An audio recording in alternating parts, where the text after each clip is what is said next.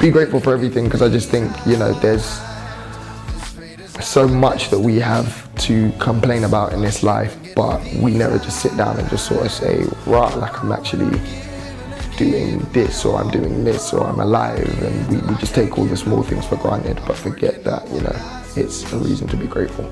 Hi, this is Samm Henshaw, and I've just been interviewed by Samuel Eni. Because I'll find a silver lining where stars are alive and they glow, but when time is divided, you see the things that light doesn't show. You know where I got it from, right?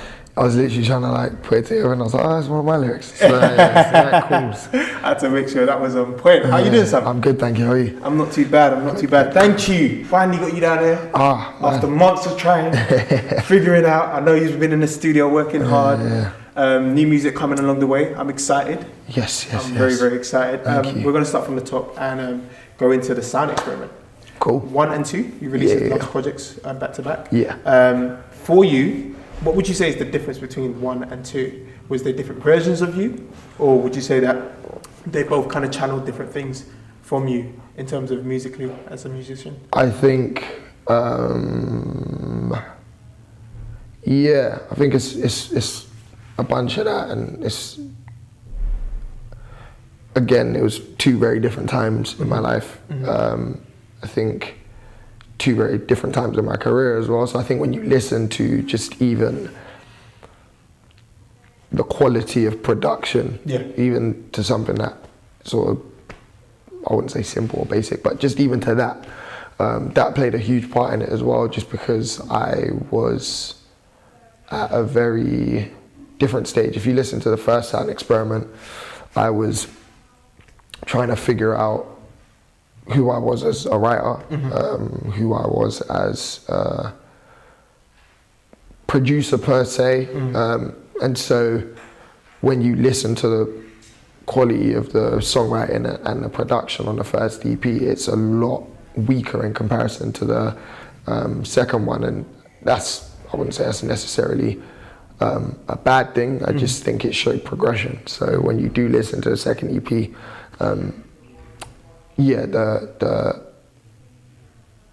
the writing quality and the overall sound and production quality is just a lot different, which I like. It's cool. It's great that it wasn't the same thing on both. For sure. Yeah. It was definitely a clear distinction between the 2. Yeah. It's interesting you said that, because when I was reading reviews about what they compared to, from just literally random reviews that I would find online and stuff, some people liked the first part better than they liked the second part. Yeah. And then some stories will say that the second part was better.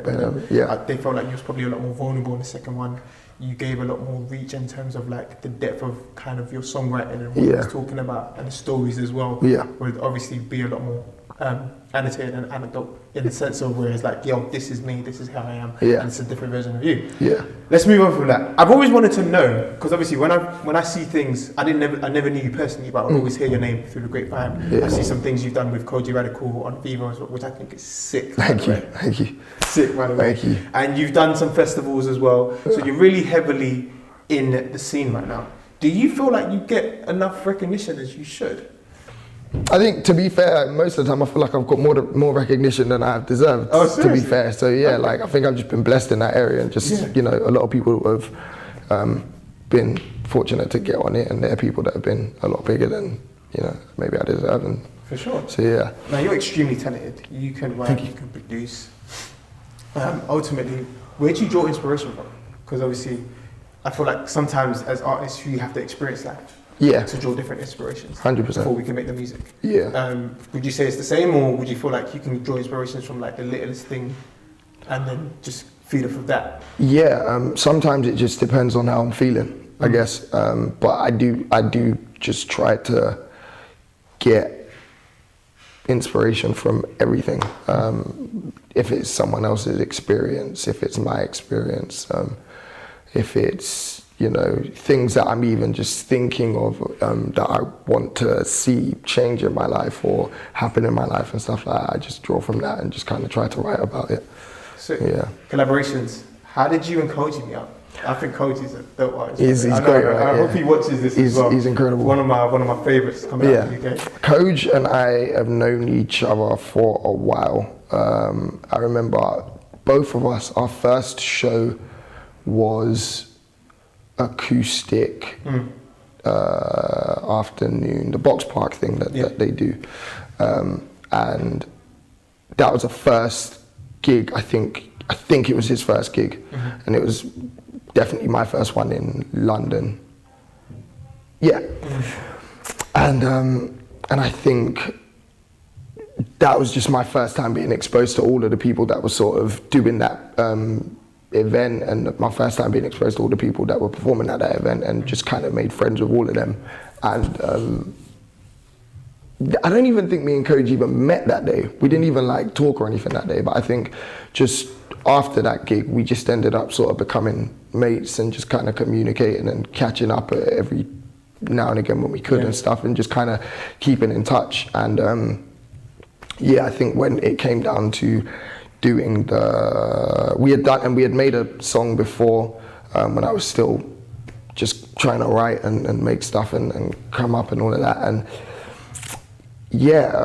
when it came to doing the Pink Matter video, I couldn't think of anyone better to jump on it. So he's smashing it, and it's so great to see. I'm really happy for him. So For sure. Do you ever get nervous performing live? All the time. All the time. How do you overcome that?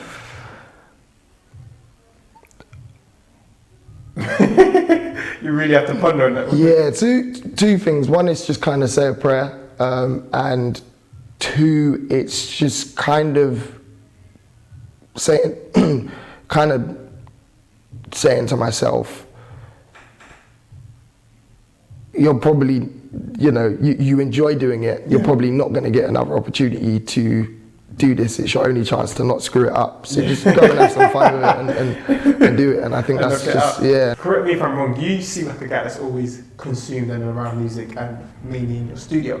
Do you ever watch any like online shows like Love and Hip Hop, or the Kardashians or something like that? When I was in uni, my mates watched the Kardashian. Like, I'd go into their house and it was on, so I'd see that. I watch a lot of TV shows. Yeah. So I'm What's like your favourite so far? Right now, it's got to be a show called. It's either out of. I'm like a comic book nerd, so it's got to be out of like The Flash, or this show on Netflix called Designated Survivor. I've never seen that one. I know The Flash very well. Designated Survivor is so good. It's like a proper good show. Yeah. I'm gonna know that. It's like my family's bonding time. We all watch it on Thursday. If you wasn't doing music, what would you be doing? Was there anything else you could see yourself doing, like acting? So my dad was an actor. Really? My dad was a famous Nollywood actor. What Nollywood movie was he in? He was in a couple, but my dad's old, so you might have missed him. He was in a film called Diamond Ring. Okay. Is that on YouTube? It is on YouTube. Okay, come and sit down. He was like, I'm baiting my dad up now. He was on a TV show, a very popular TV show, and I'm not going to say any more about that because it is also on YouTube. But yeah, he was an actor. So I that's one of the reasons why I'm like really into films and TV shows and stuff. So yeah, I feel like I could have got into that. Like, I like writing stories and stuff, so I could have got into like script writing and stuff. I know you're working on some new music. I know album. Yes. Next year. Yes. Is there anything you can say on that? Anything at all? Anything you can shed light on? I got a concept. Okay, you can say the concept. Because I saw the manager shaking his head like. I'm not going to tell you the concept, but I have a concept. Yeah. I have. Any features? That I definitely can't tell you. I can tell you there are. How many? I can't even say how many. I can tell you there are features. I can't tell you who it is. I can't tell you how many. Okay, cool. But there are. Is the album finished?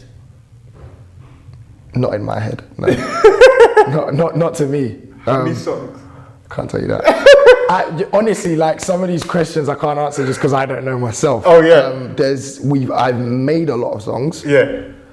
I'm still making songs now, but I can't tell you how many. Is there an international artist on there? Like someone that's not from the UK? I can't say anything. I feel like you have someone in your. I feel like you have someone in your head of who it might be. But You just can't disclose. I just can't disclose information. Yeah, because I've got to give him a round of applause for NDAs, to be honest, because he literally has not given me nothing. Yeah, I can't say Nothing. anything. Yeah, most of the time it's just because I Don't know yourself. don't know myself. I'm just making the music. I've got the ideas in my head, so Title the album. can't tell you. No. I can't tell. I've got the title as well. I just can't tell you. Take the first one. Oh, That one. I really don't want it. I know what this is. Some Maryland cookie. Over your head.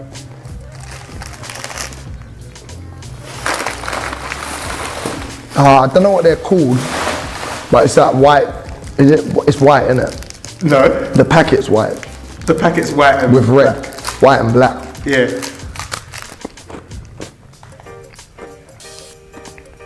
Oh, what's this thing called? You must know it. Everyone's tried it. I hate these things as well. What is it called? Give me a clue. KB. Those are the initials of it. Kinder Bueno. Yes. That's the one. Next one. Be that one. Put that one in my hand. Next one. Kit Kat. Oh, Hey, I'm Kit making Kat these as too well. easy for you. Kit Kat, yeah? Yeah. Alright, cool. Next one. Give me the Kit Kat. Unless you still want to eat that. Nah, I'm good. This is jelly, baby. Oh. This one, you'll never guess it. I'm doing my last two. Try that one. Oreo. Damn, Sam, you're good at this. Is this an Oreo? Yeah. Sick. Yes. You're actually good at this. That's the next one. Give me that Oreo. Oh no. Yes, you won't get that one. Do you know why I don't feel like You won't get I'm not gonna eat this because I feel like I know what it is. It doesn't have nuts in it. I know. It's some sort of cake in it. Yeah. I hate cake. Is it? I'm like I don't know why. I do know why. I just hate cake. Is it pink?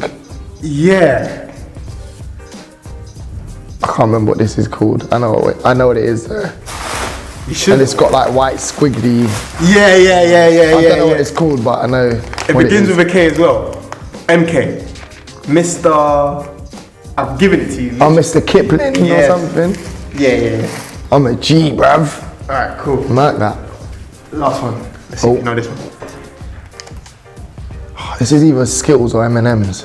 Which one though? Ah, pray it's not M&M's. It's M&M's, isn't it? Oh, Skittles! Hey,